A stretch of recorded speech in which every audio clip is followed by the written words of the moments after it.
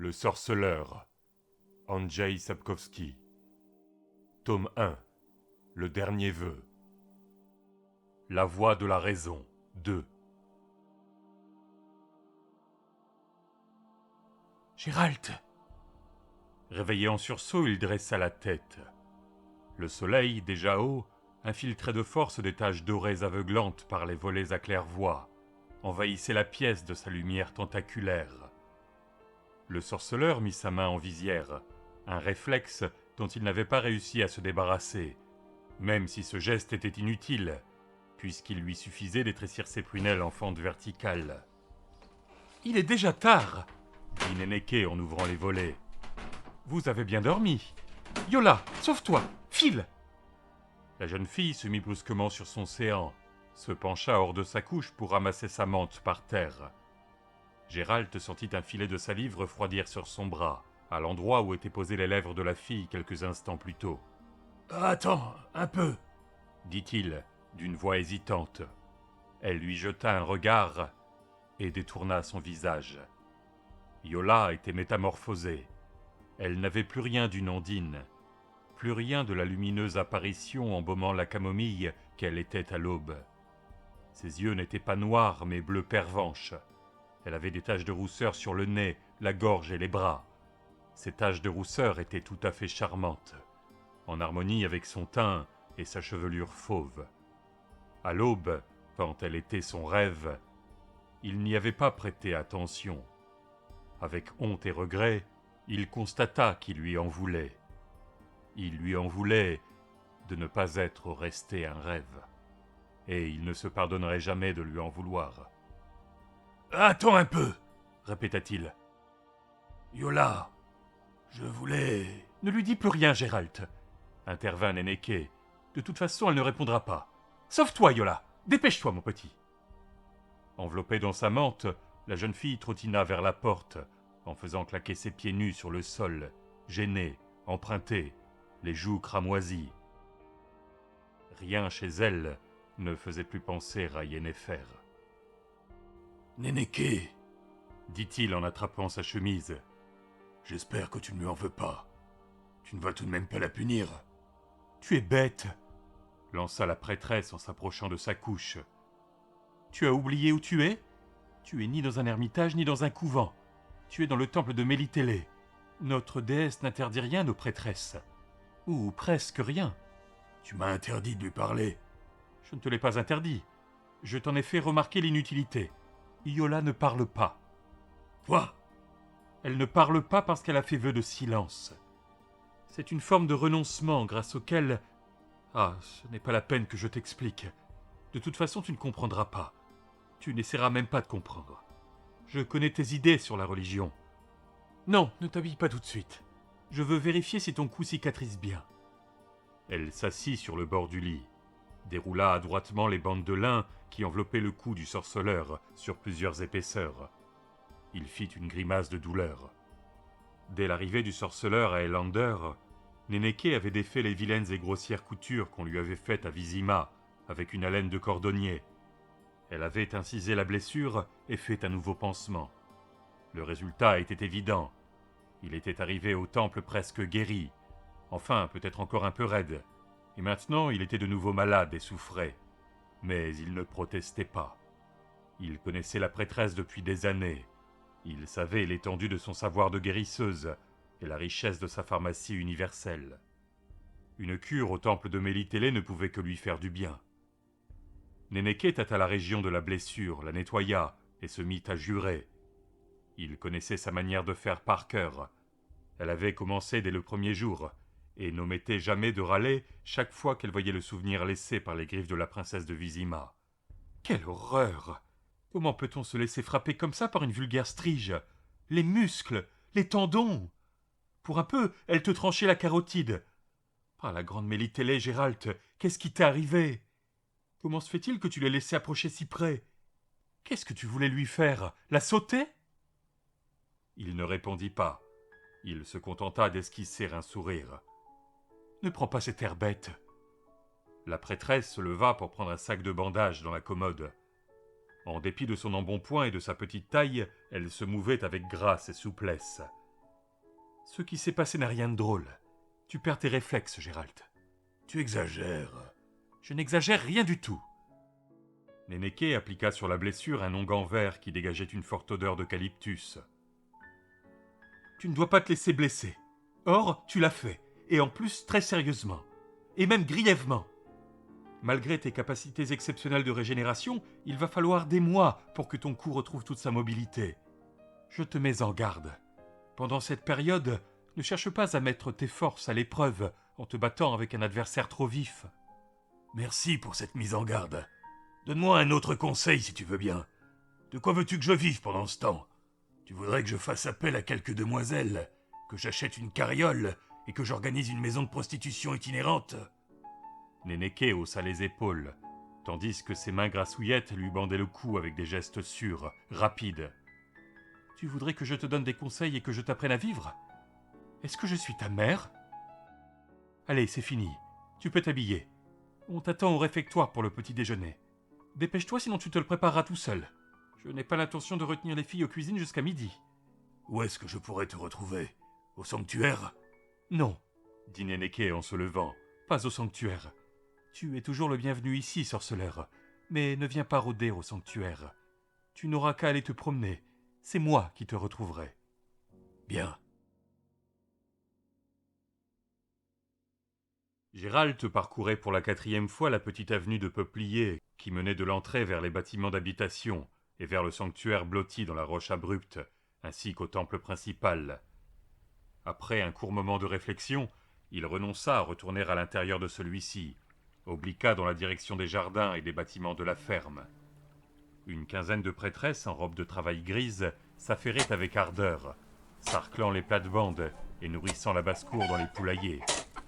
La plupart d'entre elles étaient jeunes, parfois même très jeunes, presque des enfants. Certaines, en passant à côté de lui, le saluaient d'un signe de tête ou d'un sourire. Il répondait à leur salut, sans en reconnaître aucune. S'il venait souvent au temple, une fois par an, certaines années 2 fois, il ne rencontrait jamais plus de 3 ou 4 têtes connues. Les filles arrivaient puis repartaient, soit dans d'autres temples comme prophétesses, soit comme sages-femmes et guérisseuses spécialisées dans les maladies féminines et infantiles, ou encore comme druidesses itinérantes, préceptrices ou gouvernantes. Mais il en arrivait toujours de nouvelles, de partout, même de contrées fort lointaines. Le temple de Melitélé à Elander était célèbre et jouissait d'une réputation méritée. Le culte de la déesse Melitélé était l'un des plus anciens et avait été en son temps l'un des plus répandus. Ses débuts remontaient à une époque immémoriale, avant l'apparition de l'homme. Presque toutes les races préhumaines et toutes les tribus humaines primitives encore nomades avaient vénéré une déesse des récoltes et de la fertilité, protectrice des agriculteurs et des jardiniers, patronne de l'amour et du couple. La plupart de ces cultes s'étaient fondus dans celui de Melitélé. Le temps, qui s'était montré plutôt sans pitié pour les autres religions et les autres cultes, en les isolant efficacement dans des chapelles reculées et de petites églises oubliées rarement visitées, enfouies dans les constructions des villes, s'était révélé clément pour Melitélé. Melitélé ne manquait ni d'adeptes ni de mécènes. Les lettrés qui analysaient ce phénomène expliquaient généralement la popularité de la divinité en remontant au préculte de la grande matrice, la mère nature. Ils soulignaient ses liens avec le cycle de la nature, avec le renouveau et d'autres phénomènes encore au nom ronflant. Un ami de Gérald, le troubadour Jasquier, qui aimait passer pour un spécialiste dans tous les domaines possibles et imaginables, cherchait des explications plus simples. Le culte de Melitélé, expliquait-il, était un culte typiquement féminin. Melitélé était la patronne de la fécondité, de l'enfantement, la protectrice des sages-femmes. Les femmes en couche devaient crier. Outre les hurlements habituels, leurs promesses en l'air, dont la teneur était toujours la même, plus jamais elles ne se donneraient à un gars à la manque. Toutes les femmes qui accouchaient ne pouvaient appeler à leur secours qu'une divinité. Et Melitélé était la déesse de la situation. Comme les femmes avaient toujours accouché et accoucheraient, démontrait le poète, alors la déesse n'avait pas à craindre de perdre de sa popularité. Gérald? Tu es là, Nénéké. Je te cherchais. Moi? S'exclama la prêtresse en lui jetant un regard moqueur. Ce n'est pas Yola que tu cherches ? Yola aussi, avoua-t-il. tu as quelque chose contre ? En ce moment, oui. Je ne veux pas que tu la déranges ni que tu la distrais. Elle doit se préparer et prier pour que cette transe puisse donner des résultats. Je t'ai déjà dit que je n'en voulais pas, fit-il sèchement. Je ne pense pas qu'une transe puisse m'aider. Et moi ? dit Nénéké en faisant une moue boudeuse. Je ne pense pas que ça puisse te faire de mal. Il ne sera pas possible de m'hypnotiser. Je suis immunisé. J'ai peur pour Yola. L'effort à fournir peut être trop épuisant pour le médium. Yola n'est ni un médium, ni une diseuse de bonne aventure atteinte de maladie mentale. Cet enfant jouit d'une grâce particulière de Mélitélé. Alors, si tu veux bien arrêter tes simagrées... Je te l'ai déjà dit, je connais tes idées sur la religion, et elles ne m'ont jamais dérangé jusqu'à présent. Pas plus qu'elles me dérangeront à l'avenir. Je ne suis pas une fanatique. C'est ton droit de croire que c'est la nature qui nous gouverne, ainsi que le pouvoir qu'elle recèle. Tu peux parfaitement penser que les dieux, dont ma Mélitélé, ne sont qu'une personnification de ce pouvoir inventé à l'usage des rustres pour qu'ils le comprennent plus facilement et en admettent l'existence. D'après toi, cette force est aveugle. Mais pour moi, Gérald, la foi permet d'attendre de la nature ce que personnifie ma déesse, à savoir l'ordre, la loi, le bien et l'espoir. Je le sais. Si tu le sais, alors pourquoi ces réserves sur la transe ? De quoi as-tu peur ? Que je t'oblige à te prosterner devant une statue et à chanter des cantiques ? Gérald, nous resterons juste assis un petit moment ensemble, toi, Yola et moi. Et nous verrons si les talents de cette jeune fille permettent de lire dans le nœud des forces qui t'entourent. Peut-être apprendrons-nous des choses qu'il serait bon de savoir. Et peut-être que nous n'apprendrons rien. Il n'est pas exclu que les forces du destin qui t'entourent ne veuillent pas nous apparaître, qu'elles restent cachées, impénétrables. Je n'en sais rien. Et pourquoi ne pas essayer ? Parce que ça n'a aucun sens. Aucun nœud du destin ne m'entoure. Et quand bien même il y en aurait un, pourquoi diable aller fouiller dedans ? Gérald, tu es malade. Blessé, tu voulais dire. Je sais ce que je voulais dire. Il y a quelque chose qui ne va pas chez toi, je le pressens. Je te connais tout de même depuis que tu es tout petit. Quand je t'ai connu, tu étais haut comme 3 pommes. Mais maintenant, je sens que tu es pris dans un satané tourbillon, que tu es complètement emmêlé, emberlificoté dans un nœud qui se resserre petit à petit autour de toi. Je veux savoir de quoi il s'agit. Je ne peux pas y arriver seul. Je dois m'en remettre au talent de Yola. Est-ce que tu ne veux pas aller trop profond ? Pourquoi toute cette métaphysique ? Si tu veux, je vais me confier à toi. J'occuperai toutes tes soirées en te racontant les événements de ces dernières années. Tous plus intéressants les uns que les autres. Si tu me trouves un tonnelet de bière pour que ma gorge ne se dessèche pas trop, on peut commencer dès aujourd'hui. Mais je crains fort de t'ennuyer car tu ne trouveras dans mes histoires aucun nœud, aucun enchevêtrement du destin. Oh, ce ne sont que de banales histoires de sorceleurs. Je t'écouterai avec plaisir. Mais une transe ne te ferait pas de mal, je te le répète. Tu ne penses pas, fit-il en souriant, que mon manque de foi quant à ses effets la rende d'avance inutile ? Non, je ne le pense pas. Et tu sais pourquoi ? Non ? Nénéké se pencha, le regarda droit dans les yeux, avec un étrange sourire sur ses lèvres pâles. Car ce serait bien le premier signe qui me prouverait que le manque de foi a un pouvoir quelconque.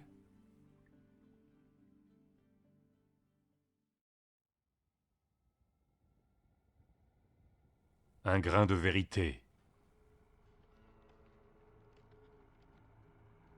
De petits points noirs qui se déplaçaient sur le fond clair du ciel sillonné de bandes de brouillard attirèrent l'attention du sorceleur. Ils étaient nombreux. Les oiseaux tournoyaient en décrivant de lents cercles tranquilles, et puis piquaient tout à coup, pour remonter aussitôt dans un grand battement d'ailes.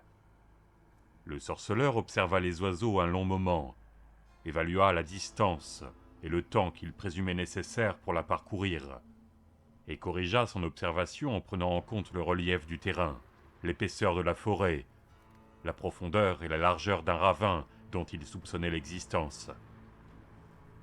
Enfin, il écarta son manteau, resserra de 2 trous le baudrier qui lui barrait la poitrine en diagonale, Le pommeau de son glaive suspendu en travers de son dos dépassait de son épaule droite. « On va se rallonger un peu le chemin, Ablette, » dit-il. « On va quitter la route.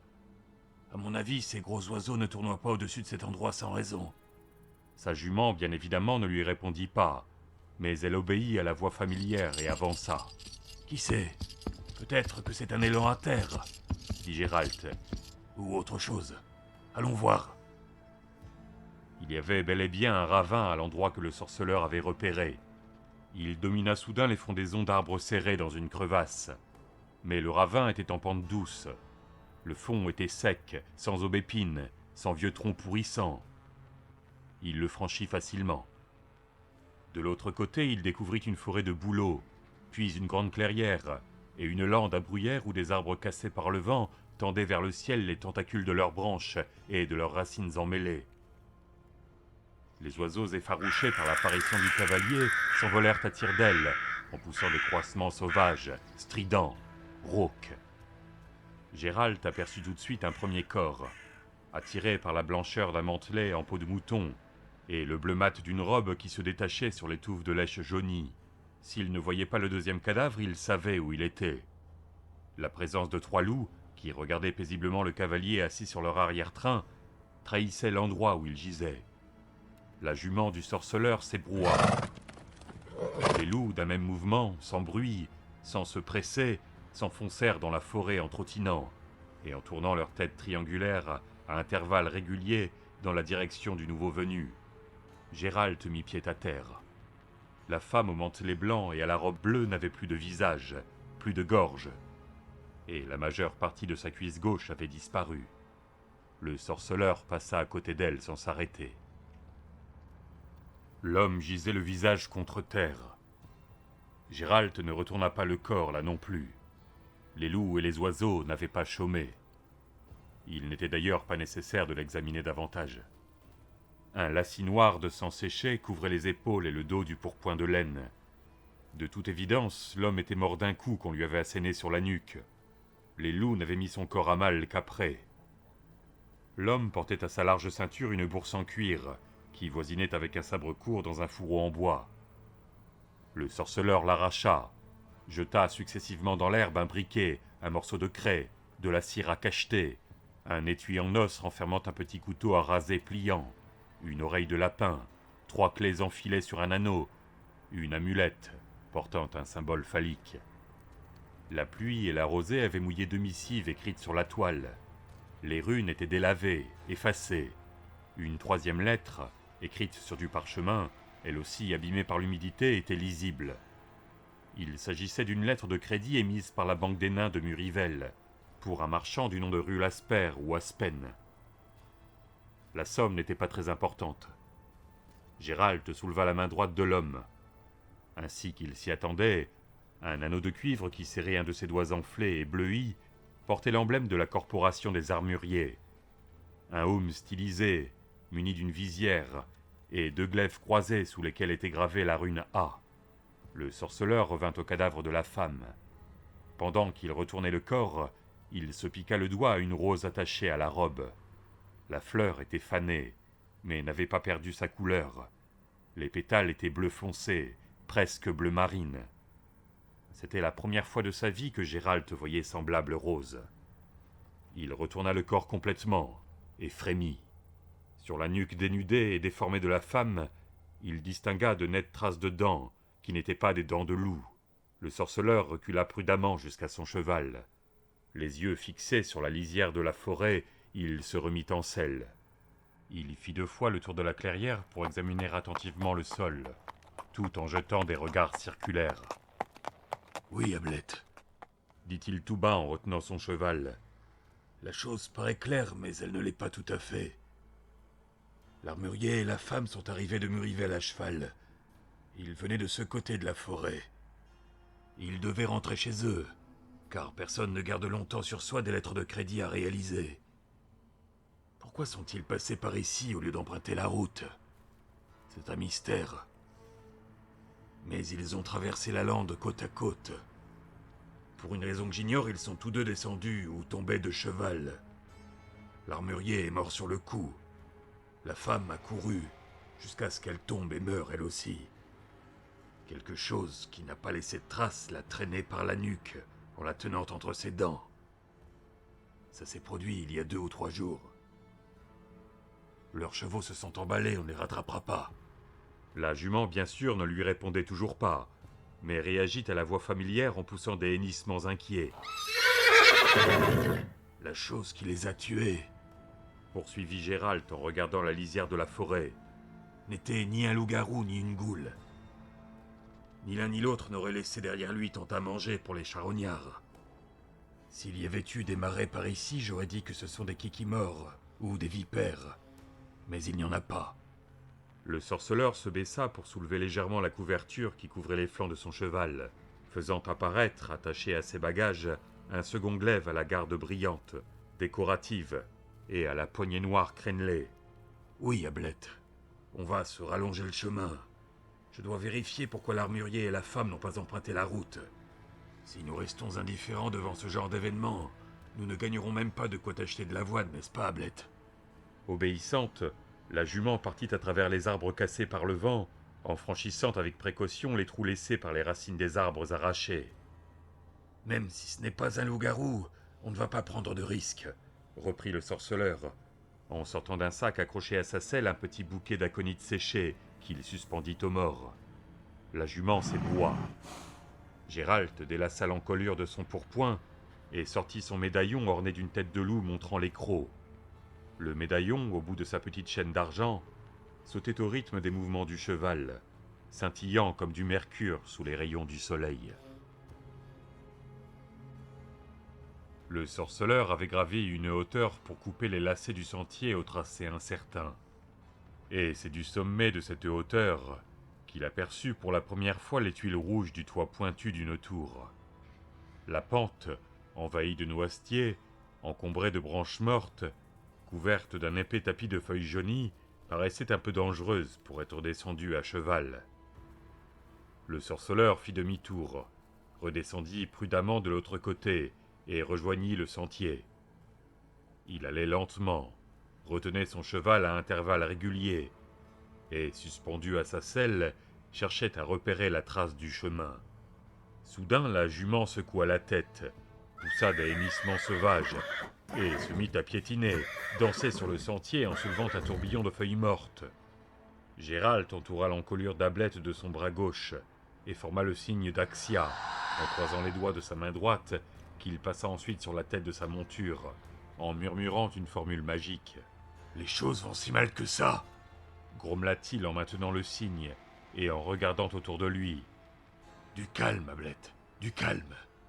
Le charme agit rapidement, mais la jument, pourtant stimulée par un coup de talon, repartit avec hésitation, sans conviction, perdant le rythme souple de son allure naturelle. Le sorceleur sauta lestement à terre et continua son chemin à pied, en tirant son cheval par la bride. Il découvrit une muraille. Entre la muraille et la forêt, il n'y avait aucun espace, aucune franche séparation. De jeunes arbustes et des buissons de genévrier mêlaient leur feuillage à celui du lierre et de la vigne vierge agrippée au mur de pierre. Gérald dressa la tête. Au même moment, il sentit se coller sur sa nuque une petite créature molle, invisible, agaçante, qui avança sous ses cheveux en rampant.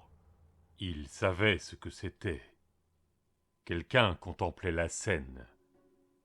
Il se retourna lentement, en douceur. Ablette s'ébroua, les muscles de son encolure frissonnèrent, s'agitèrent sous sa peau. Sur la pente qu'il venait de descendre, une jeune fille se tenait immobile, une main appuyée sur le tronc d'un aulne.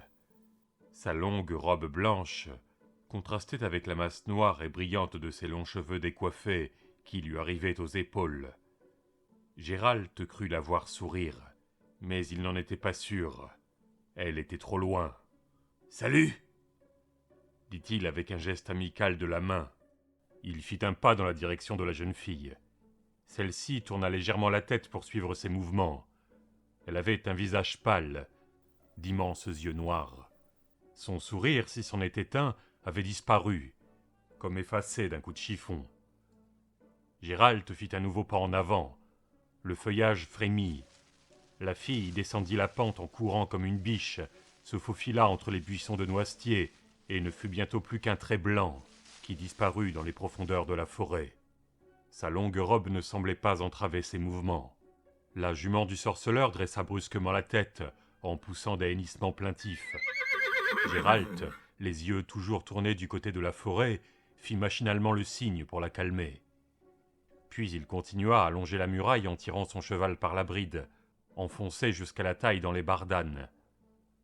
Il rencontra une porte solide, garnie de ferrures, fixée par des gonds très rouillés, munie d'un grand heurtoir en laiton. Après quelques secondes d'hésitation, Gérald s'apprêtait à saisir l'anneau vert de grisé, quand il fit un brusque bond en arrière. Au moment même, la porte s'entr'ouvrait avec force grincement et clignement, en repoussant derrière les battants des touffes d'herbe, des cailloux et des petites branches. Derrière la porte, il n'y avait personne. Le sorceleur n'aperçut qu'une cour d'honneur déserte, abandonnée, envahie d'orties. Il entra en tirant son cheval. Abruti par le signe, la jument ne résistait pas, mais avançait à pas raides et hésitant. La cour était ceinte sur 3 de ses côtés par la muraille et des vestiges d'échafaudage en bois. La façade d'un petit château, bigarré d'un crépi vérolé, tombé par plaques, de dégoulinades et de guirlandes de lierre, en constituait le 4e côté. Les volets, à la peinture écaillée, étaient fermés, la porte également.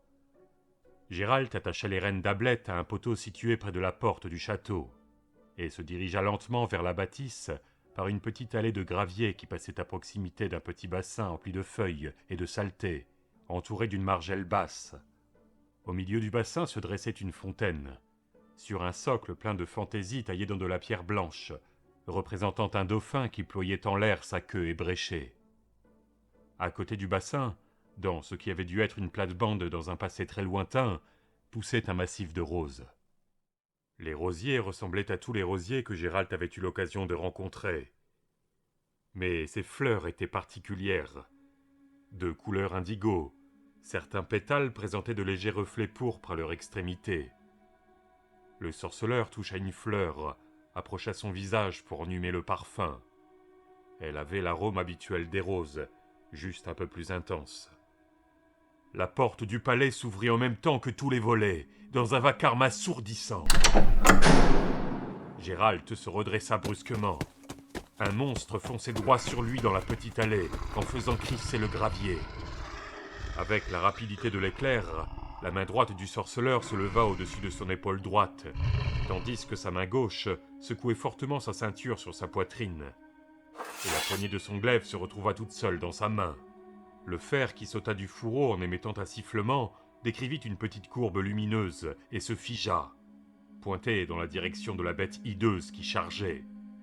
À la vue du glaive, le monstre freina et s'arrêta. Le gravier gicla de toutes parts. Le sorceleur n'eut pas un frisson. La créature humanoïde était vêtue d'habits râpés, mais de bonne qualité, pourvue d'ornements du meilleur goût, mais fort peu fonctionnels. Cependant, son caractère humanoïde n'allait pas au-delà de la fraise souillée de son pourpoint.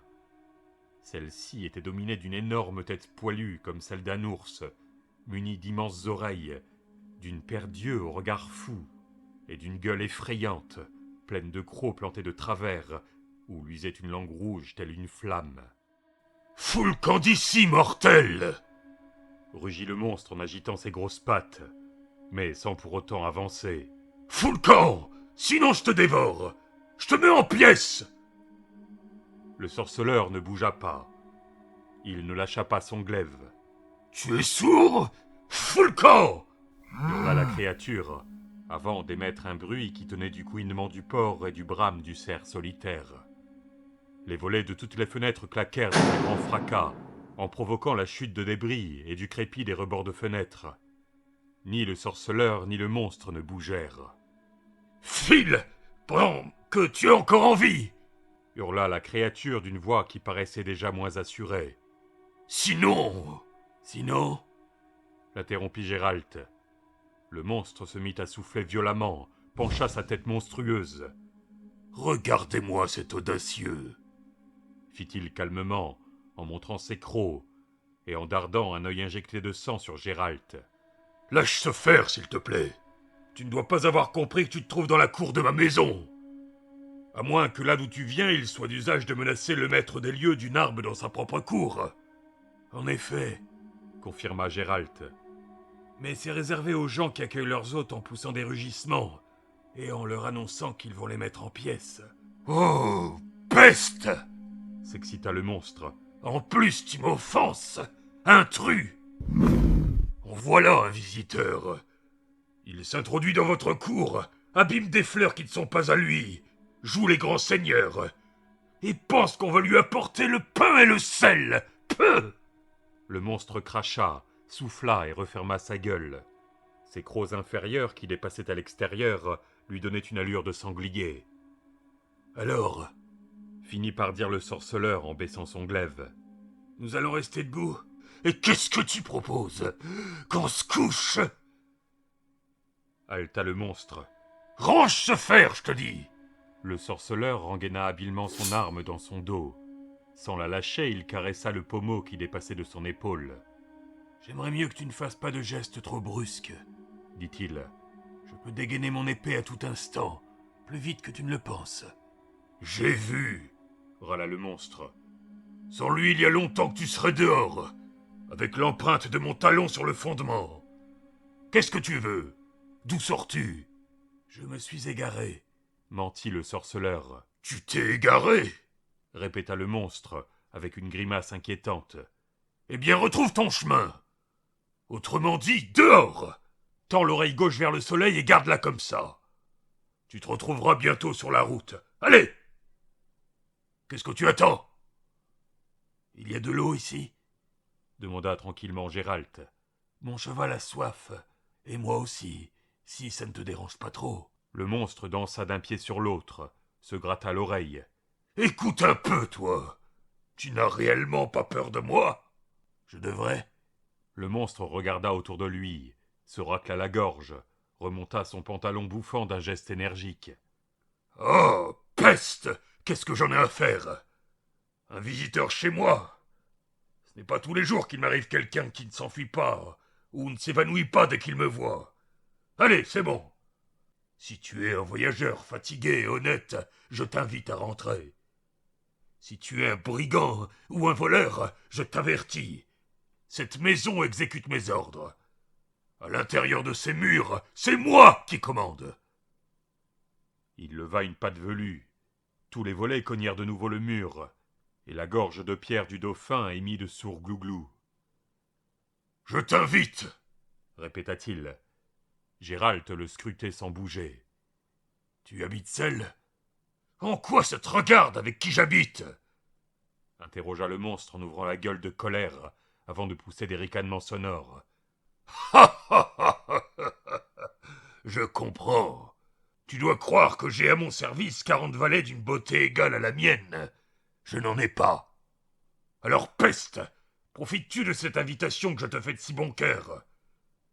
Si tu ne veux pas, la porte est là, juste derrière ton postérieur. » Géralt s'inclina avec raideur. « J'accepte votre invitation, » dit-il d'un ton très protocolaire. « Je ne manquerai pas aux règles de l'hospitalité. »« Tu es ici chez toi, » repartit le monstre d'un ton tout aussi protocolaire et pourtant badin. « Par ici, cher invité, et amène ton cheval au puits. » L'intérieur du château avait lui aussi besoin d'être remis en état de fond en comble. Mais tout était relativement propre et ordonné. Les meubles respiraient la belle ouvrage, même s'ils avaient été fabriqués dans des temps très anciens. Il flottait une odeur de poussière. On n'y voyait pas grand-chose. « Lumière !» hurla le monstre. Et aussitôt, une flamme et de la suie jaillirent d'une torche de résine plantée dans un support de métal. « Pas mal, » commenta le sorceleur. Le monstre ricana. « C'est tout l'effet que ça te fait? En vérité, je vois qu'il en faut plus pour t'impressionner. Je te l'ai dit, cette maison exécute mes ordres. Par ici, s'il te plaît. Fais attention, l'escalier est raide. Lumière !» Dans l'escalier, le monstre se retourna.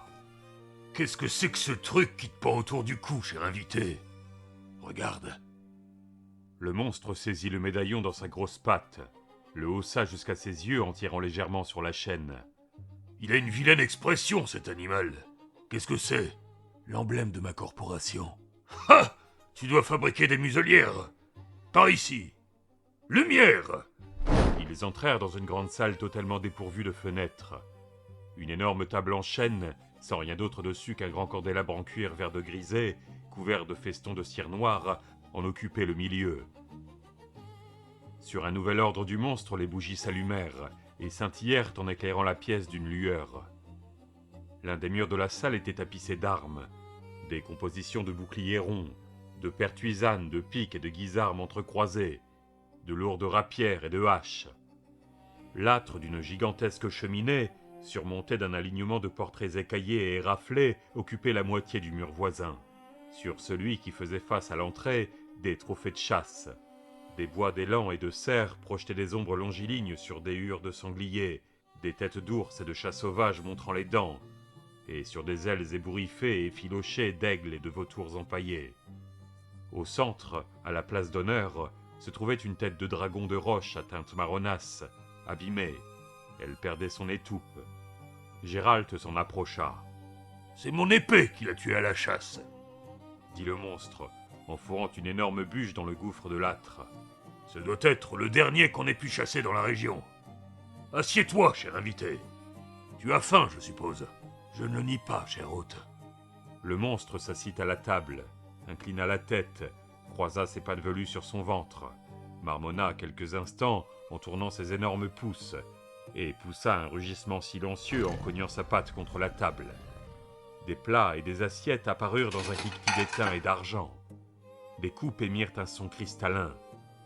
Une délicieuse odeur de rôti, d'ail, de marjolaine et de noix de muscade se répandit. Gérald ne manifesta aucun étonnement. « Soit !» dit le monstre en se frottant les pattes. « C'est mieux que des domestiques, non ? Serre-toi, cher ami. Voici une poularde. Tu as ici du jambon de sanglier, là du pâté de je ne sais trop quoi, de quelque chose. Ici nous avons des jolies notes. Non, peste! Ce sont des perdrix. Je me suis trompé de formule. Mange, mange! C'est de la saine nourriture, de la vraie. N'aie pas peur. Je n'ai pas peur. Gérald trancha la poularde en deux. J'ai oublié que tu n'es pas de ces peureux, pouffa le monstre. Comment t'appelle-t-on, par exemple? Gérald. Et toi, cher hôte? Nivellen. Mais dans le pays, on m'appelle le dégénéré, ou le claqueur. Ils ont fait de moi un croque-mitaine pour effrayer les enfants. Le monstre engloutit le contenu d'une énorme coupe et plongea les doigts dans un pâté en arrachant environ la moitié de la terrine. Ils ont fait de toi un croque-mitaine pour effrayer les enfants, répéta Gérald, la bouche pleine. Certainement à tort. Tout à fait. À ta santé, Gérald. À la tienne, Nivellen. Comment tu trouves ce vin? Tu as vu? C'est du vin de raisin et non pas du vin de pomme. Mais si tu n'aimes pas, j'en ferai apparaître un autre. Merci. Il n'est pas mauvais. Tes talents de magicien sont innés? Non. Je les ai depuis que tout ça a poussé. Ma gueule s'entend.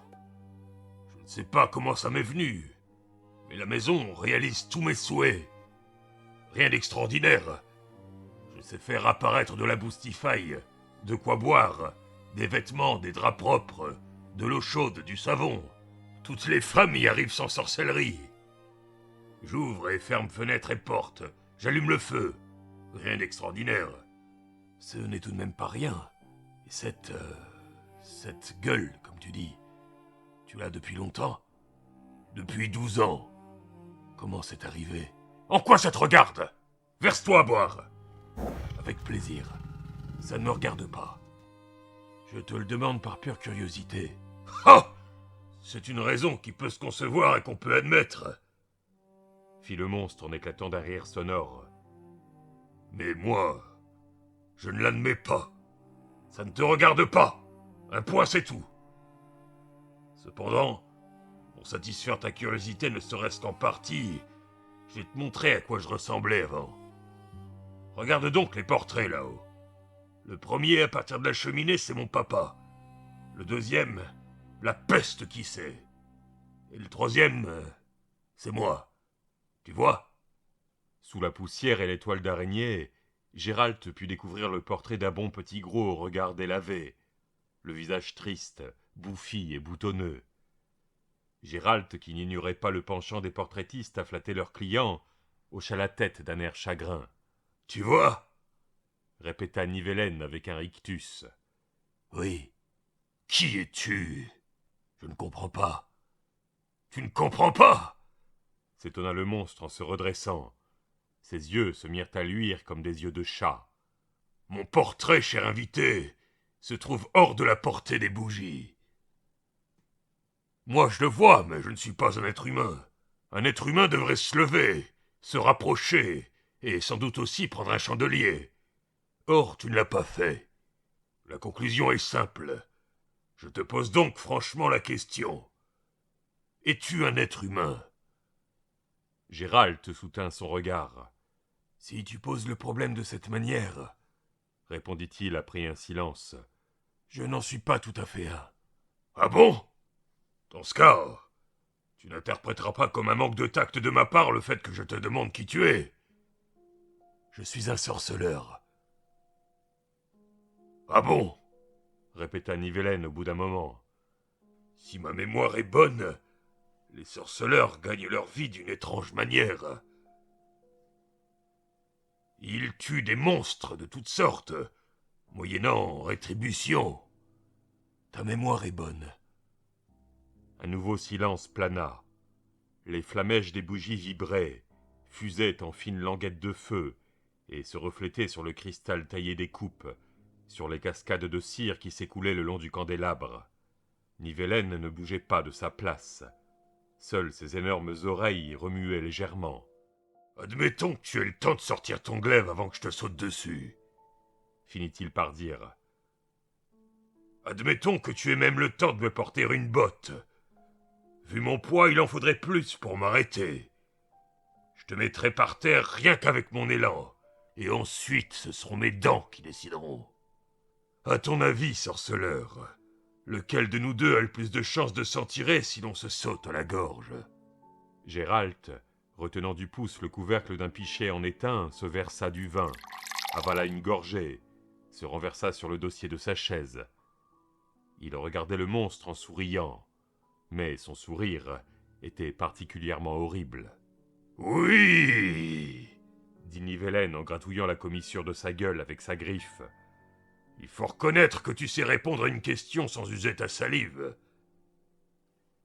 Je me demande comment tu vas te sortir de la suivante. Qui t'a payé pour me tuer ? Personne. C'est le hasard qui m'a conduit ici. Tu ne mentirais pas ? Il n'est pas dans mes habitudes de mentir. Et qu'est-ce qui est dans tes habitudes ? On m'a raconté des histoires de sorceleurs. Le souvenir que j'en ai, c'est que les sorceleurs enlèvent des enfants tout petits, qu'ils nourrissent ensuite d'herbes magiques. Ceux qui survivent deviennent à leur tour sorceleurs, des sorciers aux pouvoirs extraordinaires. On les forme à tuer, on en extirpe tous les sentiments et tous les réflexes humains.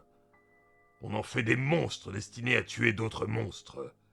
J'ai entendu dire qu'il était grand temps de commencer à faire la chasse aux sorceleurs, parce qu'il y a de moins en moins de monstres et qu'eux sont de plus en plus nombreux. Mange une perdrix avant qu'elle soit complètement froide. » Nivellen prit une perdrix dans un plat, l'enfourna entière dans sa gueule et la croqua comme une biscotte, en faisant craquer les petits os entre ses dents. « Pourquoi ne dis-tu rien ? » demanda-t-il, la bouche pleine. « Qu'est-ce qu'il y a de vrai dans tout ce qu'on raconte sur vous ? » ?»« Pour ainsi dire, rien. »« Et qu'est-ce qu'il y a de faux ? » ?»« Il est faux de dire qu'il y a de moins en moins de monstres. »« C'est un fait. Ils sont plutôt nombreux. » dit Nivellen en montrant ses crocs. « Tu en as juste un devant toi, qui se demande s'il a bien fait de t'inviter. L'emblème de ta corporation m'a tout de suite déplu, cher invité. Tu n'es pas un monstre, Nivellen, » dit le sorceleur d'un ton sec. « Oh, peste ! Voilà du neuf. Alors qu'est-ce que je suis, d'après toi ?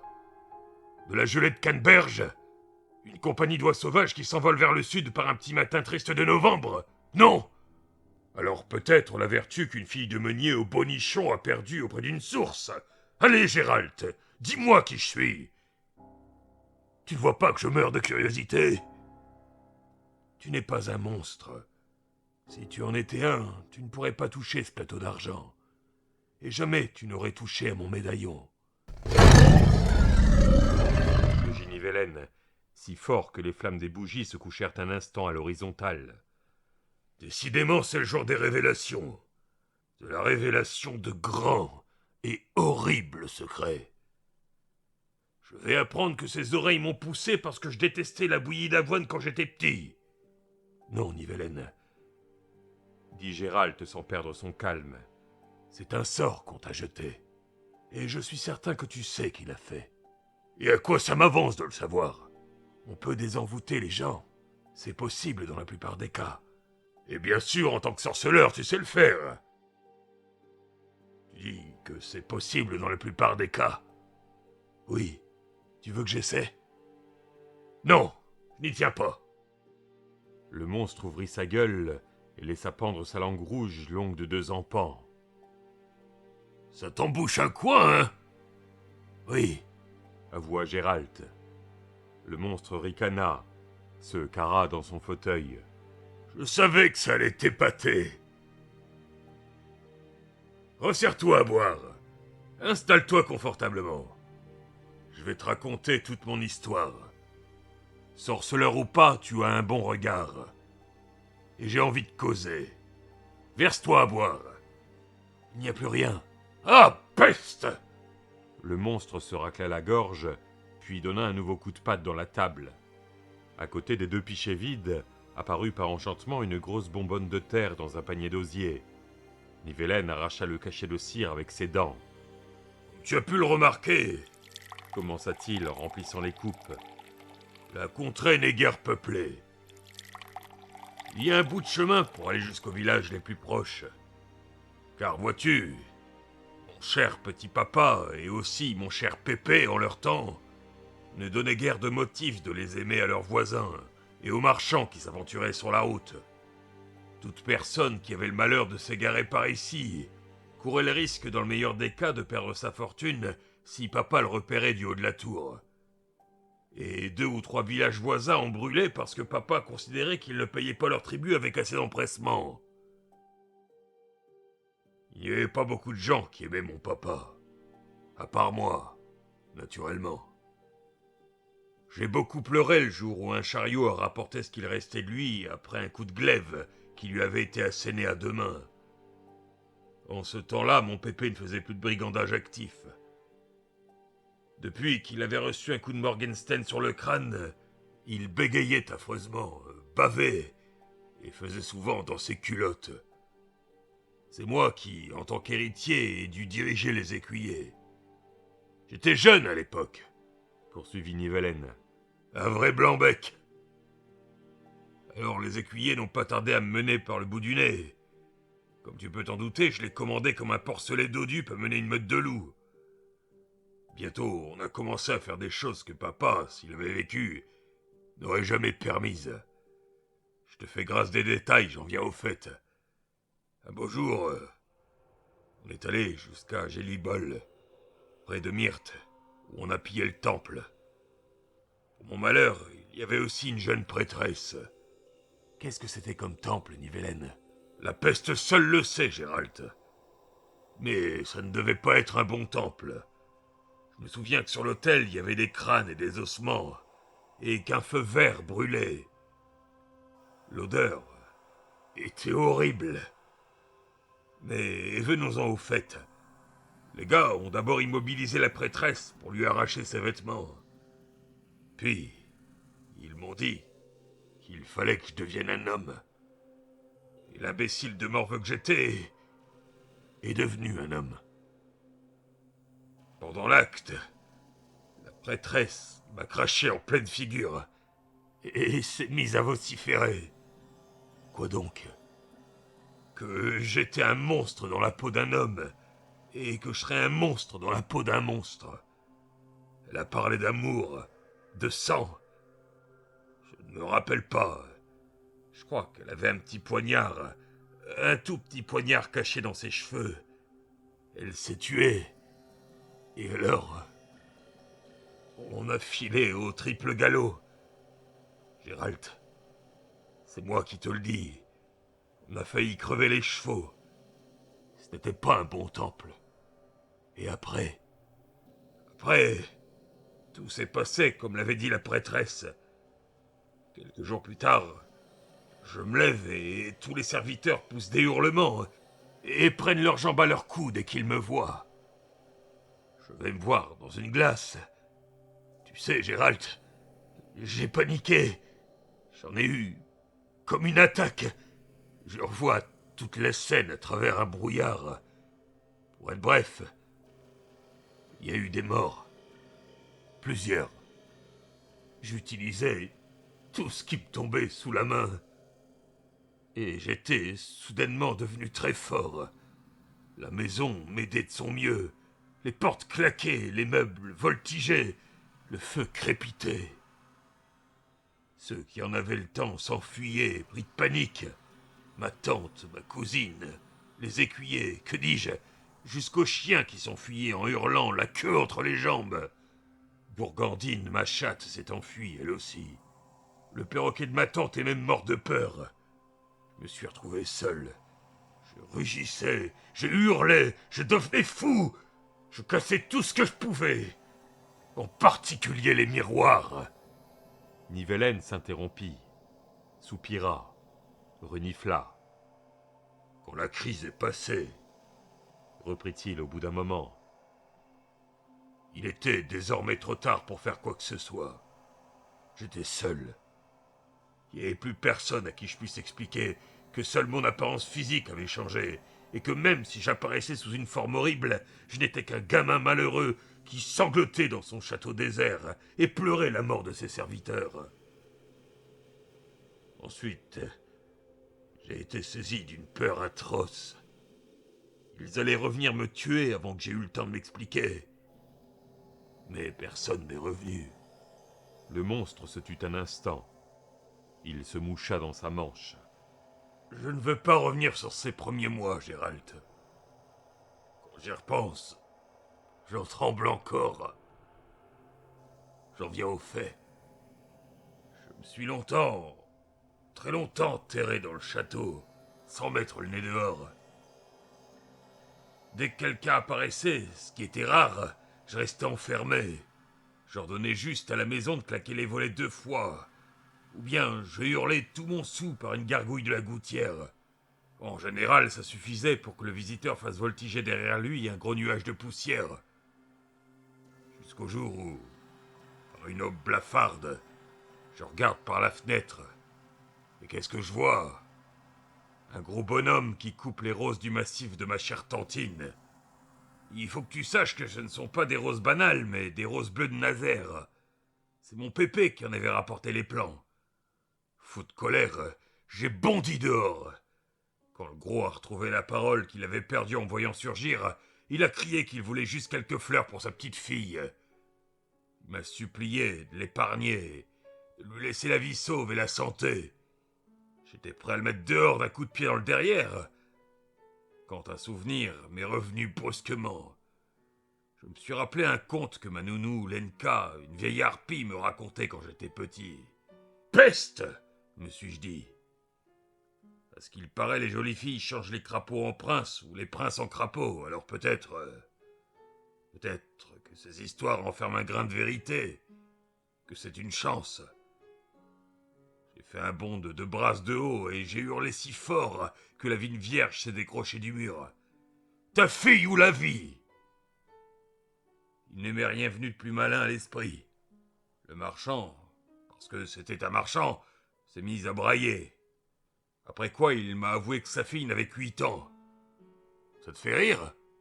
Non. Moi, je ne savais pas si je devais rire ou pleurer sur mon satané destin. J'avais de la peine pour la petite du marchand. Ça me faisait mal de la voir trembler. Je l'ai invitée à entrer. Je lui ai donné à boire et à manger. Quand elle est partie, je lui ai rempli un petit sac d'or et de pierreries. Faut que tu saches que dans les sous-sols du château, il y avait un trésor qui datait du temps de papa. Comme je ne savais pas trop quoi en faire, je pouvais faire un geste. Le marchand rayonnait. Il se confondait en remerciements à s'en baver dessus. Il a dû se vanter de son aventure, parce que 2 mois ne s'étaient pas écoulés qu'un autre marchand est arrivé, avec un assez grand sac qu'il avait préparé d'avance, et sa fille, assez grande elle aussi. Nivellen étendit ses jambes sous la table et s'étira en faisant craquer son fauteuil. Je me suis mis d'accord avec le marchand en 2 temps 3 mouvements, poursuivit-il. Nous avons établi qu'il me la laisserait 1 an. J'ai dû l'aider à soulever son sac sur son mulet. Tout seul, il ne l'aurait pas soulevé. Et la fille? Pendant quelque temps, elle a été prise de convulsions chaque fois qu'elle me voyait. Elle était persuadée que j'allais la manger. Mais au bout d'1 mois, nous prenions nos repas ensemble. Nous causions et allions faire de longues promenades. Mais même si elle était gentille et très dégourdie, j'avais la langue qui s'empêtrait quand je bavardais avec elle. Tu sais, Gérald, j'ai toujours été timide avec les filles. Je me suis toujours ridiculisé, même devant les vachères qui avaient du purin sur les cuisses, alors que les écuyers les prenaient comme ils le voulaient, dans tous les sens. Même elle se moquait de moi. Alors, me disais-je, avec la gueule que j'ai, je ne me forçais même pas à lui expliquer la raison qui m'avait amené à payer si cher 1 année de sa vie. L'année s'est traînée comme la puanteur dans le sillage des troupes levées en masse, jusqu'au jour où le marchand est revenu la chercher. Résigné, je me suis enfermé plusieurs mois dans la maison, et je suis resté plusieurs mois sans réagir quand des visiteurs m'amenaient leurs filles. Mais après des années passées en compagnie, j'ai compris combien il m'était difficile de n'avoir personne à qui adresser la parole. Le monstre laissa échapper un bruit qui voulait être un soupir, mais qui résonna comme un hoquet. La suivante, reprit-il au bout d'un moment, s'appelait Fen. Petite, vive, elle gazouillait tout le temps, un vrai pinson. Elle n'avait pas du tout peur de moi. Un beau jour, c'était justement l'anniversaire de ma première coupe de cheveux, à l'âge de raison. Nous avons bu tous les 2 de l'hydromel et... Aussitôt après, j'ai sauté du lit pour courir au miroir. J'avoue que j'ai été déçu et que ça m'a déprimé. Ma gueule n'avait pas changé. J'avais peut-être l'air un peu plus bené. Et on dit que les contes renferment la sagesse populaire. Ha! Elle ne vaut pas tripette, cette sagesse, Gérald. Enfin.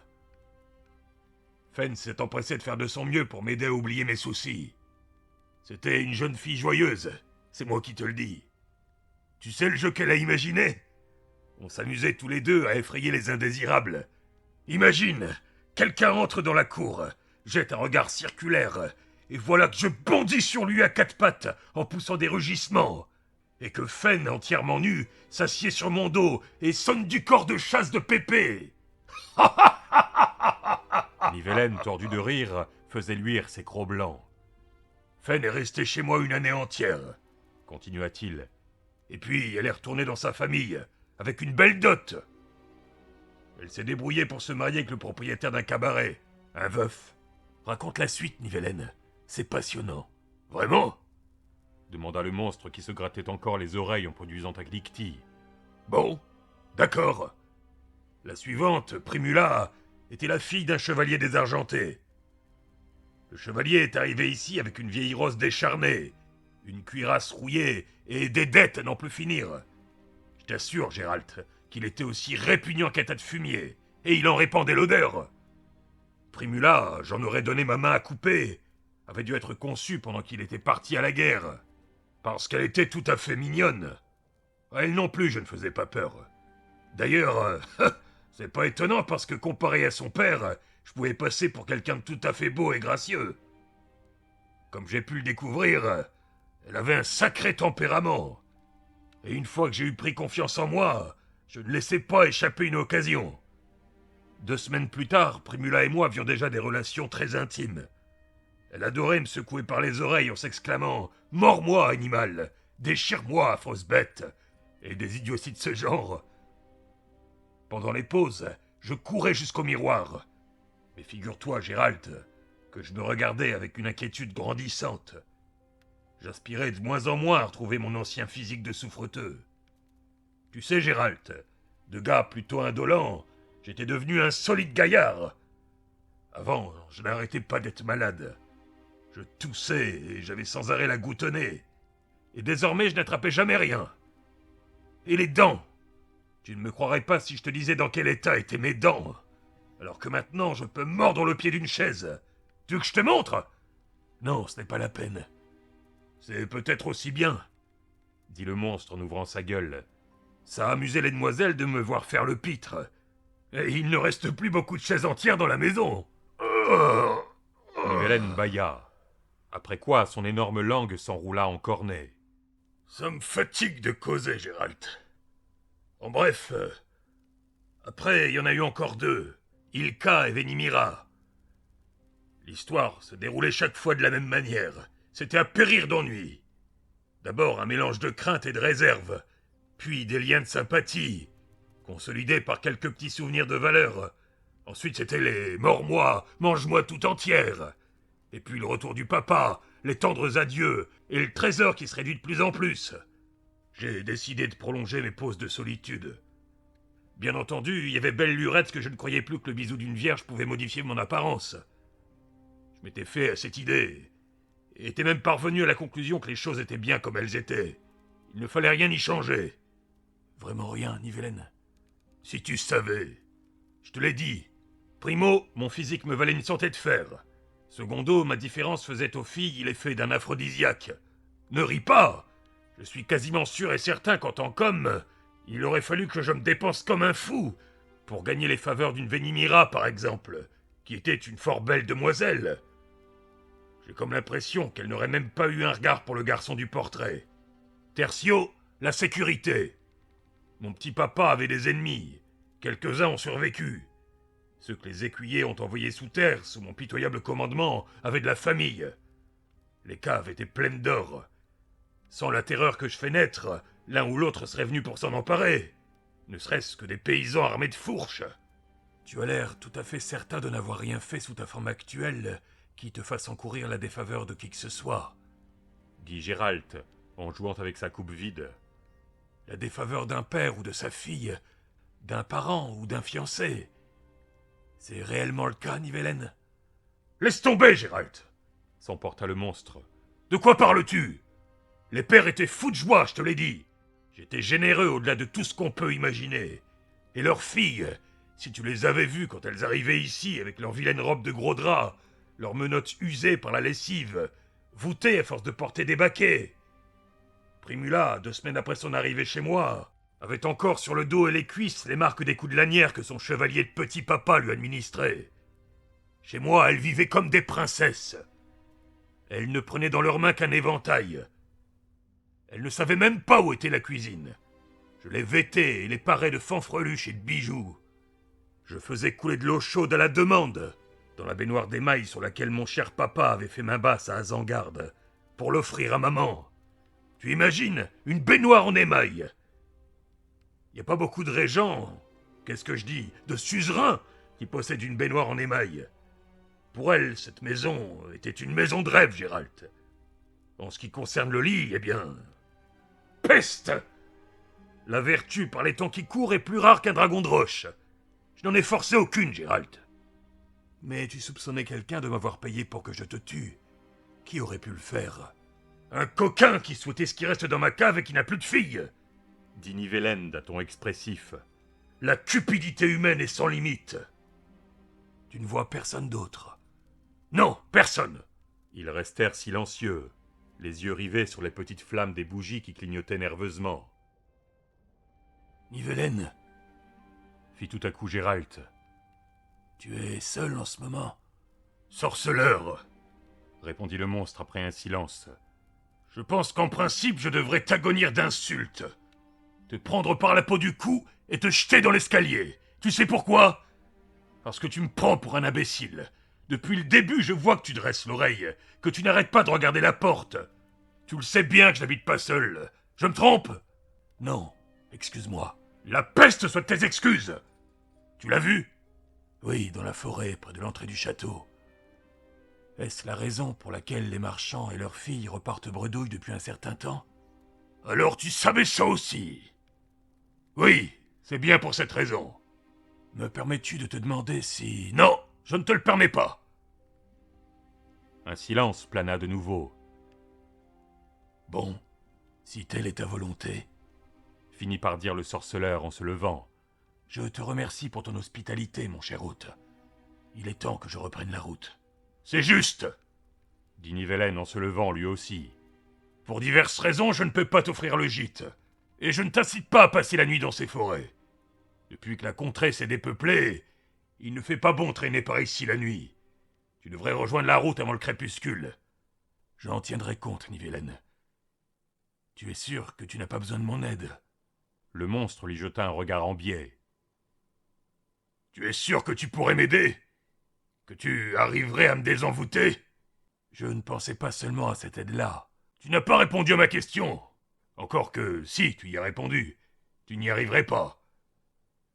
Gérald le regarda droit dans les yeux. Ce jour-là, Lui dit-il. vous avez joué de malchance. Parmi tous les temples de Gélibol et de la vallée de Nimnar, il a fallu que vous choisissiez l'église de Coramakter, l'araignée à tête de lion. Pour rompre le charme que t'a jeté la prêtresse de Coramakter, il faut des connaissances et des compétences que je n'ai pas. Et qui les a? En fin de compte, ça t'intéresse. Tu disais que tu te trouves bien comme tu es. Oui, mais pas autant que je pourrais l'être. J'ai peur de... De quoi as-tu peur? Le monstre s'arrêta dans l'embrasure de la porte.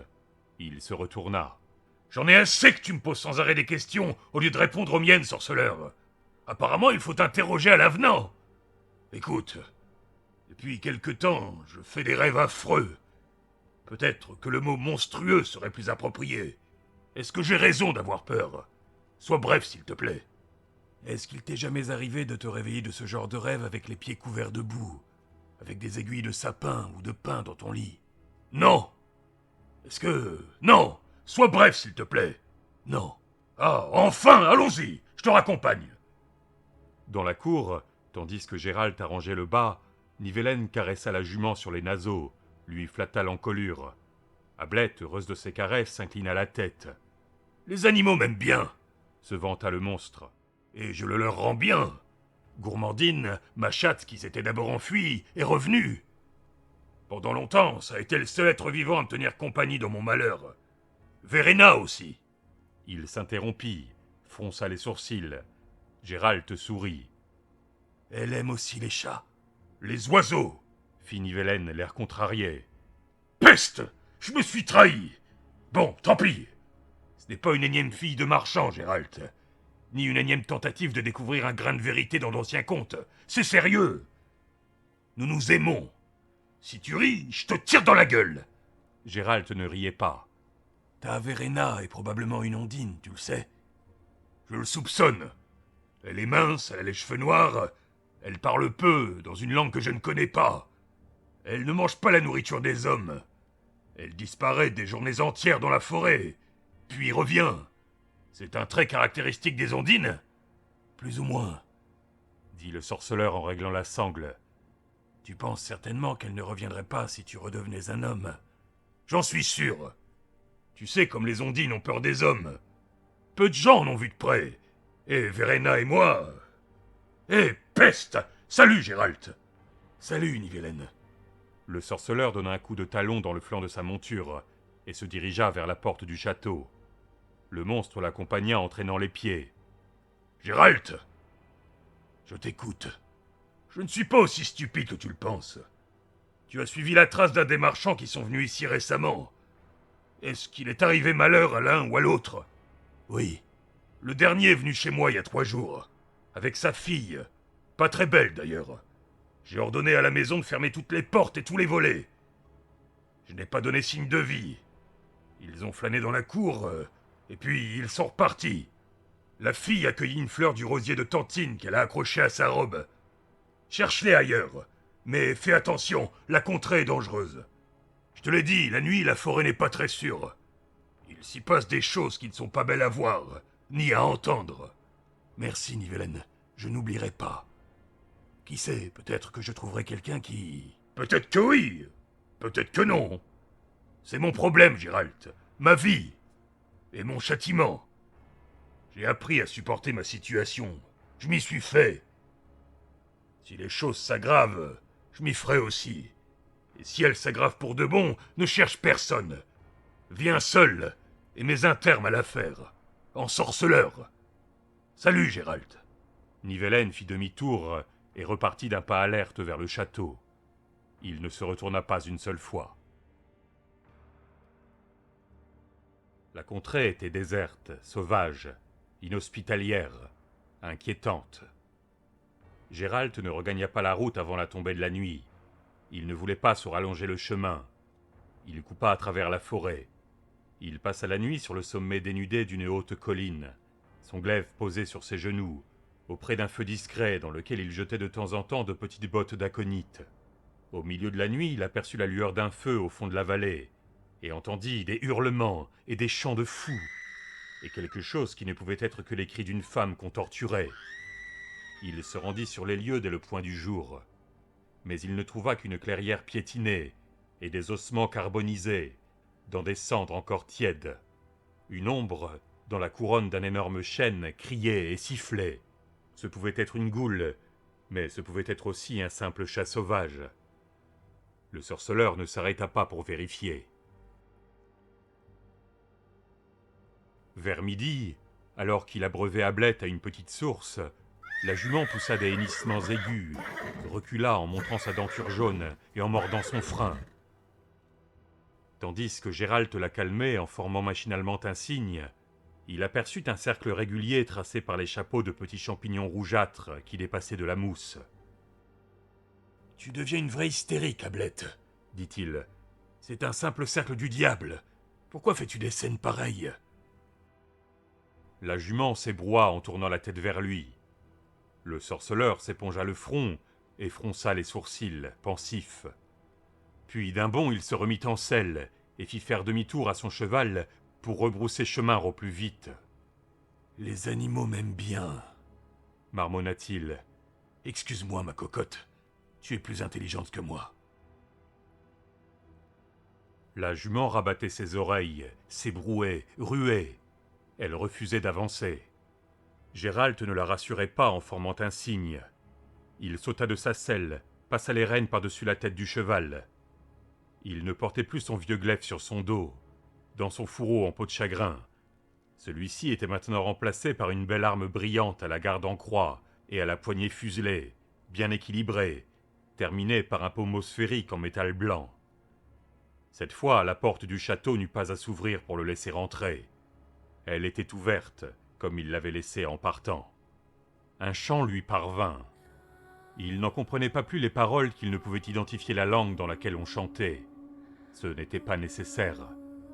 Le sorceleur connaissait, sentait et comprenait la nature même, la réalité même de ce chant doux, pénétrant, qui répandait dans les veines une onde de frayeur, qui donnait la nausée, paralysée.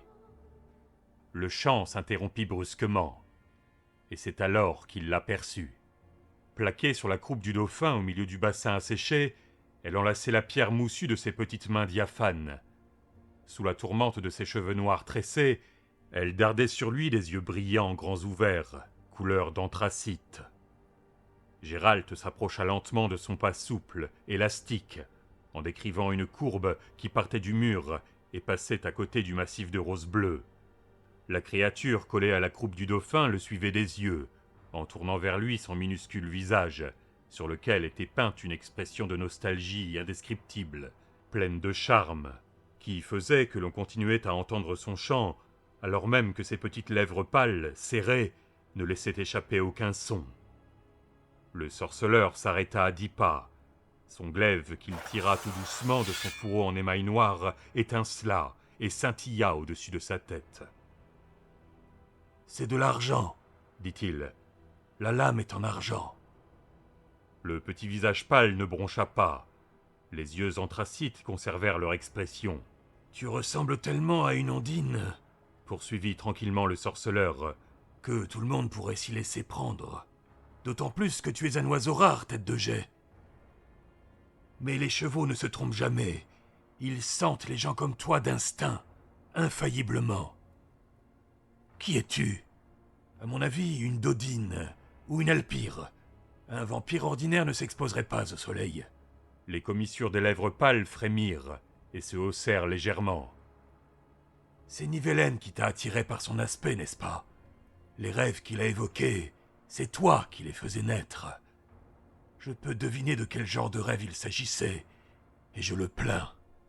La créature ne bougea pas, Tu aimes les oiseaux, poursuivit le sorceleur. mais ça ne t'empêche pas de ronger la nuque des humains des deux sexes, hein? En vérité, Nivellen et toi, vous auriez formé un beau couple. Un monstre et une vampire, maîtres du château de la forêt. En un rien de temps, vous auriez régné en maître sur tous les environs. Toi, éternellement assoiffé de sang, et lui, ton défenseur, meurtrier sur commande, instrument aveugle. Mais pour y arriver, il fallait d'abord qu'il devienne un vrai monstre. Il ne pouvait pas être simplement un homme dissimulé sous un masque de monstre. Les grands yeux noirs s'étrécirent. Que lui est-il arrivé, tête de jet? Tu chantais, c'est donc que tu as bu du sang. Tu as joué ta dernière carte. Autrement dit, tu n'as pas réussi à neutraliser son intelligence. Je vois juste? La petite tête noire opina tout doucement, presque imperceptiblement, et les commissures de ses lèvres se haussèrent un peu plus. Le petit visage prit une expression de vampire. Maintenant, tu te considères certainement comme la maîtresse de ce château. Le hochement de tête fut cette fois plus net. Tu es une dodine? Un lent mouvement de dénégation lui répondit. Le sifflement qui retentit ne pouvait venir que de ses lèvres blêmes au sourire cauchemardesque, bien que le sorceleur ne les vît pas remuer. Une alpire? Nouveau signe de dénégation. Le sorceleur recula, serra plus fort la poignée de son glaive. Alors, tu es une... Les commissures des lèvres se haussèrent plus haut, toujours plus haut. Les lèvres s'entr'ouvrirent. Une Brooks! S'écria le sorceleur en s'élançant vers le bassin. Derrière les lèvres pâles brillèrent des crocs blancs acérés. La vampire se releva brusquement, ploya l'échine comme un léopard et poussa un hurlement. L'onde sonore frappa le sorceleur comme un bélier. Elle lui coupa le souffle, lui écrasa les côtes, lui transperça les oreilles et le cerveau de pointes de douleur. Volant en arrière, il réussit encore à croiser les poignets pour former le signe de l'héliotrope. Le charme d'une force considérable amortit sensiblement le choc lorsque son dos heurta le mur. Mais il se sentit mal, et le peu de souffle qui lui restait s'échappa de ses poumons avec un gémissement. Au milieu du bassin, à l'endroit même où se trouvait encore quelques instants auparavant la jeune fille filiforme vêtue de sa robe blanche, sur la croupe du dauphin, une énorme chauve-souris noire aplatissait son gros corps luisant et ouvrait son étroite petite gueule allongée qui débordait de rangées d'aiguilles blanches. Ses ailes membranées se déployèrent, battirent sans un bruit, et la créature fonça sur le sorceleur, telle la flèche d'une arbalète. Gérald, sentant dans sa bouche le goût ferrugineux du sang, cria une formule magique en lançant devant lui une main avec les doigts écartés pour former le signe de Quen. En sifflant, la chauve-souris vira à toute allure, prit son envol en ricanant et piqua aussitôt à la verticale, droit sur la nuque du sorceleur. Gérald fit un bond sur le côté, porta une botte, manqua son coup. La chauve-souris, légère, gracieuse, effectua un demi-tour employant une aile, tournoyant autour de lui, et repartit à l'attaque en ouvrant sa gueule, aveugle. Gérald l'attendait en pointant son glaive, qu'il tenait à deux mains dans la direction du monstre. Au dernier moment, il bondit, non pas sur le côté, mais en avant, frappant du revers de l'épée si vite que l'air hurla. Il la manqua. Cet échec fut pour lui une telle surprise qu'il en perdit momentanément son assurance, et esquiva l'attaque un quart de seconde trop tard. Il sentit les griffes de la bête lui lacérer la joue, et une aile de velours humide claqua sur sa nuque. Il se ramassa sur lui-même, fit basculer le poids de son corps sur sa jambe droite, et porta une botte en arrière avec un vigoureux élan, mais rata une nouvelle fois le monstre d'une extraordinaire agilité. La chauve-souris agita les ailes, prit son envol, plana en direction du bassin. Au moment où ses griffes crochues grincèrent sur la margelle, sa gueule monstrueuse, baveuse, s'estompait, se métamorphosait, disparaissait. Mais les lèvres pâles qui apparaissaient à sa place ne parvenaient pas à dissimuler les crocs meurtriers. La Brooks se mit à pousser des cris stridents et modula sa voix pour entonner un chant macabre. Elle fusilla le sorceleur d'un regard débordant de haine et se remit à hurler. La vibration sonore fut si forte qu'elle rompit le cygne. Dans les yeux de Géralt, des taches noires et rouges se mirent à papillonner. Ses tempes et son sinciput se mirent à cogner. À travers la douleur qui lui vrillait les tympans, il commença à entendre des voix, des chants plaintifs et des gémissements, le son d'une flûte et d'un hautbois, la rumeur d'un ouragan. La peau de son visage gelait, s'engourdissait. Il se laissa glisser sur un genou, branla la tête. La chauve-souris vola vers lui sans un bruit, en écartant largement ses mâchoires dentées pendant son vol. Géralt, bien qu'étourdi par la vibration de ses hurlements, agit d'instinct. Il se releva d'un bond, réglant immédiatement le rythme de ses gestes sur la vitesse du monstre. Il fit 3 pas en avant, une esquive et une volte-face, et lui asséna des 2 mains un coup aussi rapide que la pensée. La lame ne rencontra aucune résistance, ou à peine. Il entendit un hurlement, dû à la douleur provoquée par le contact de l'argent. Tout en hurlant, la Brooks se métamorphosait sur la croupe du dauphin. Une tache rouge apparut sur sa robe blanche. Légèrement au-dessus du sein gauche, sous une éraflure qui n'était pas plus longue que le petit doigt. Le sorceleur grinça des dents. Le coup qui aurait dû trancher la bête en 2 n'était qu'une égratignure. « Crie, vampire !» gronda-t-il en essuyant le sang sur sa joue. « Crie tout ton sou, épuise toute ton énergie, et alors je te trancherai ta mignonne petite tête. Tu te fatigueras le premier, sorcier. Je vais te tuer. » Les lèvres de la Brooks ne remuaient pas, mais le sorceleur entendait ses paroles distinctement. Elles retentissaient dans son cerveau, explosaient, résonnaient avec un bruit sourd, se répercutaient comme si elles avaient été prononcées sous l'eau. « C'est ce qu'on va voir !» articula-t-il en se dirigeant vers la fontaine, penché en avant. « Je vais te tuer, te tuer, te tuer. C'est ce qu'on va voir. Verena !» Nivellen, la tête inclinée, cramponné des 2 mains au chambranle, se propulsa de la porte du château. D'un pas chancelant, il se dirigea vers le bassin et sa fontaine, en agitant ses pattes qui manquaient d'assurance. La fraise de son pourpoint était tachée de sang. « Verena !» rugit-il une nouvelle fois. La Brooks secoua la tête dans sa direction. Géralt bondit vers elle, son glaive prêt à frapper. Mais la vampire fut la première à réagir. Des hurlements aigus et une nouvelle vibration coupèrent les jambes du sorceleur. Il tomba sur le dos et ses pieds griffèrent le gravier de l'allée. La Brooks se ramassa avant de bondir. Ses crocs brillèrent comme des dagues de brigands. Nivellen, les pattes écartées tel un ours, tenta de l'attraper. Mais elle lui hurla en pleine gueule en le projetant plusieurs brasses en arrière contre l'échafaudage de bois adossé à la muraille, qui s'écroula dans un épouvantable fracas et l'enfouit sous une pile de planches. Géralt était déjà debout. Il courait en zigzag dans la cour pour détourner l'attention de la Brooks.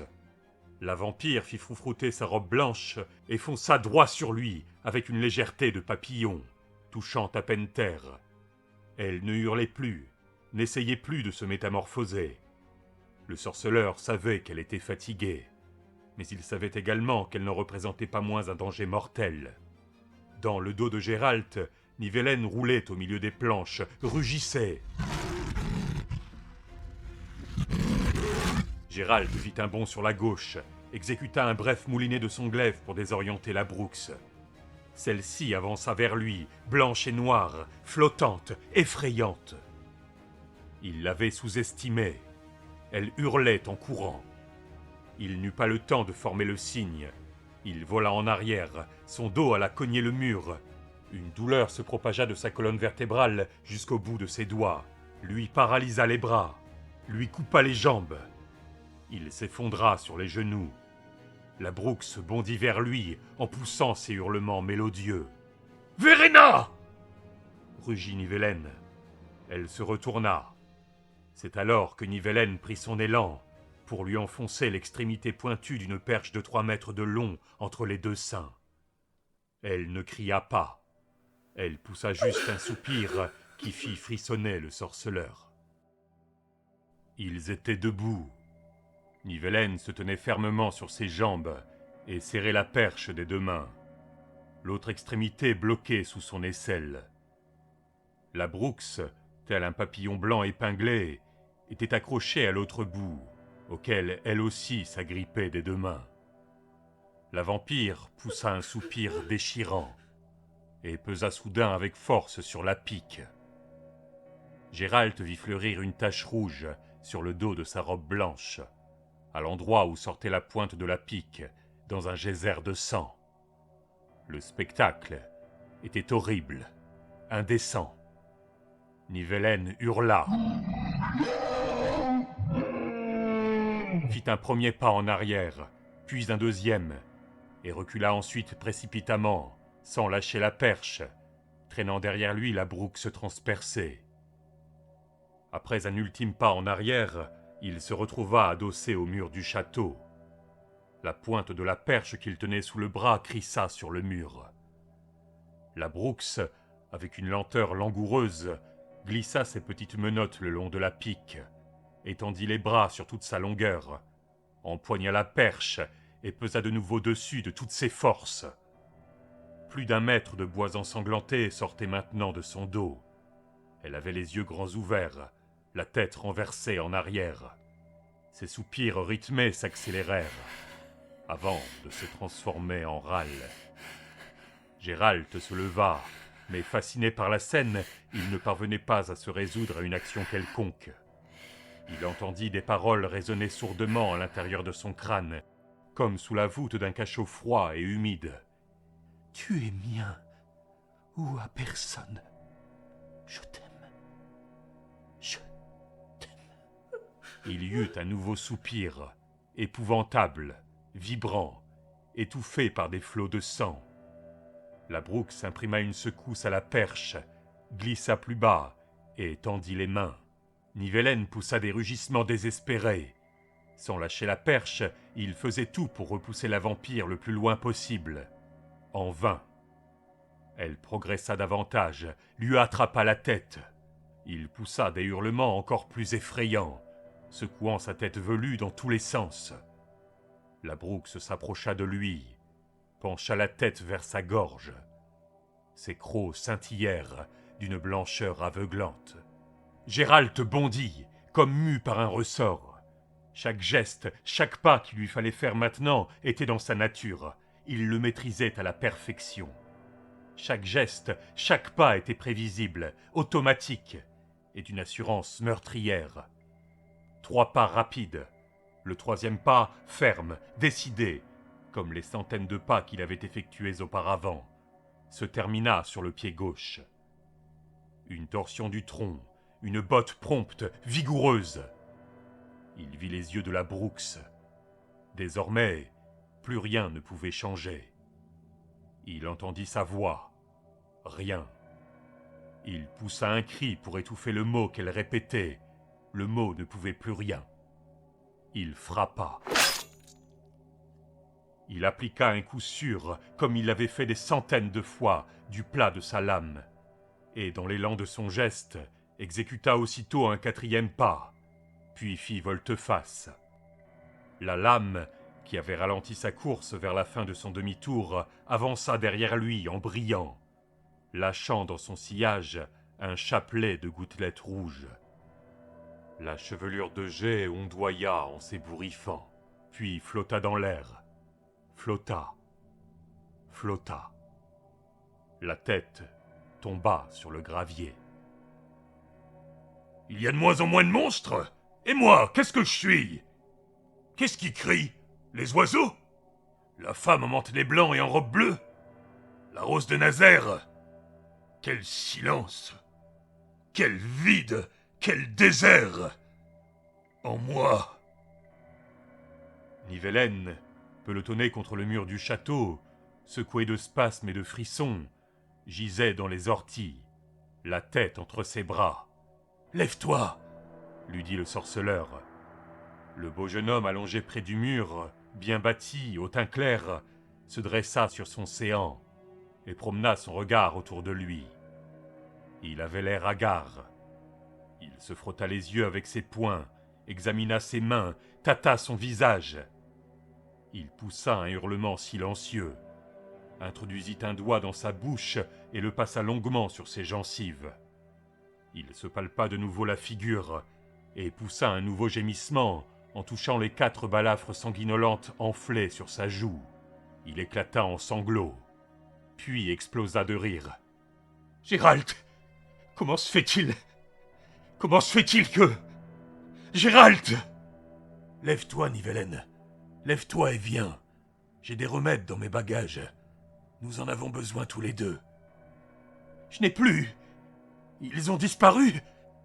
Gérald, comment ça se fait ?» Le sorceleur l'aida à se mettre debout, s'efforçant de ne pas regarder les minuscules mains diaphanes, serrées sur la perche enfoncée entre les petits seins qu'épousait le tissu rouge trempé. Nivellen poussa un nouveau gémissement. « Verena !»« Ne regarde pas. Allons-y. » Prenant appui l'un sur l'autre, ils traversèrent la cour en passant près du rosier bleu. Nivellen n'arrêtait pas de passer sa main libre sur sa figure. « C'est incroyable, Gérald. Tant d'années après. Comment est-ce possible ?» « Chaque légende renferme un grain de vérité, » dit le sorceleur à voix basse. « L'amour et le sang ont l'un et l'autre un immense pouvoir. Mages et savants se creusent la cervelle depuis des années, mais ils n'ont rien trouvé. Sinon que... » « Sinon que quoi, Gérald ?»« Sinon que l'amour doit être sincère. »